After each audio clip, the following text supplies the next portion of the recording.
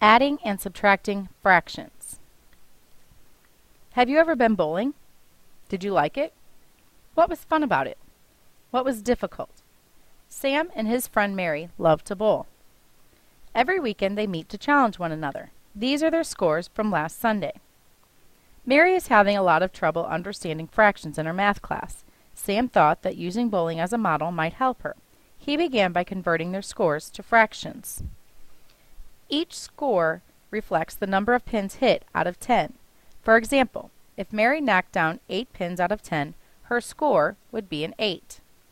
The fraction to represent this is 8/10. In bowling, you usually get to bowl twice on each turn or frame. If you bowl a strike or knock down all 10 pins on your first bowl, you don't get to bowl again. On Sam's first frame, he bowled a strike. The fraction representing a strike is 10 out of 10, 10/10. During Sam's first bowl of the second frame, he bowled a 2. The fraction representing this is 2/10. On his second bowl, he hit 7 pins. The fraction representing this is 7/10. Add the two fractions to find the number of pins he knocked down on the second frame. 2/10 plus 7/10 equals 9/10. Let's look at how Sam did on the third frame. During Sam's first bowl of the third frame, he bowled a 2. On his second bowl, he hit 8 pins. The fractions representing these are 2/10 and 8/10. Let's add them together to find the number of pins he knocked down on the third frame. 2/10 plus 8/10 equals 10/10.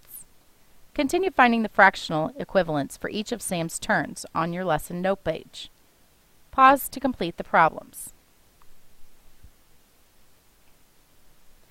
What happens when we try to add fractions with different denominators? Remember, the number on the top of a fraction is the numerator. The number on the bottom is the denominator. The denominator is the amount of parts in a whole. The numerator indicates a certain number of parts of that whole. When adding the bowling scores, the denominator is always 10. The numerators are added together to find the solution. When adding fractions with unlike denominators, you need to find a common denominator. Let's look at 3 steps to use when finding a common denominator. Step 1. Put the problem into the correct shape or form if it is not already. Step 2. Perform the operation indicated. Step 3. Simplify the answer if possible. Let's do some examples together. Here we can see 1/4 plus 2/4. I drew some bars for you so you can get a visual, and you can see that 1/2 equals 2/4. When we add together 1/4 plus 2/4, we get 3/4. Let's look at another one. Notice this one has uncommon denominators. We can see that 1/2 equals 3/6.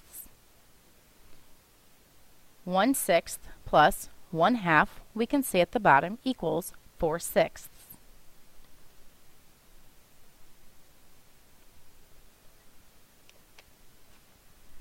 To add or subtract fractions that have different denominators, we first change the name of one or more of the fractions so that they have common denominators. The least common multiple, the LCM, of the denominators is the least common denominator of the fractions. The denominators of 1/2 and 1/4 are 2 and 4.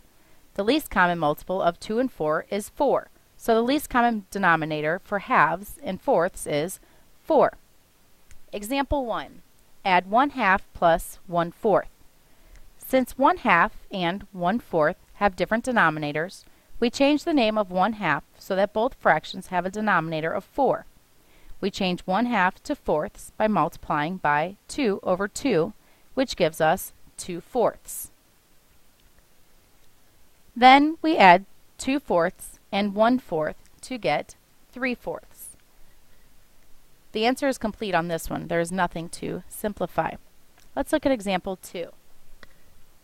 Example 2, they want us to subtract 3 and 1/2 minus 1 and 1/6.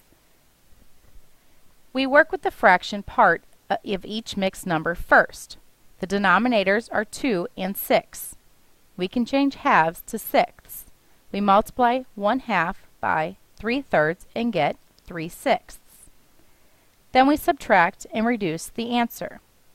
3 and 3/6 minus 1 and 1/6 equal 2 and 2/6. When we reduce this answer, we see that 2 and 2/6 is equal to 2 and 1/3.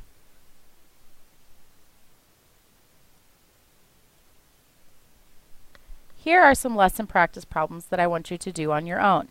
We will go over these in class tomorrow.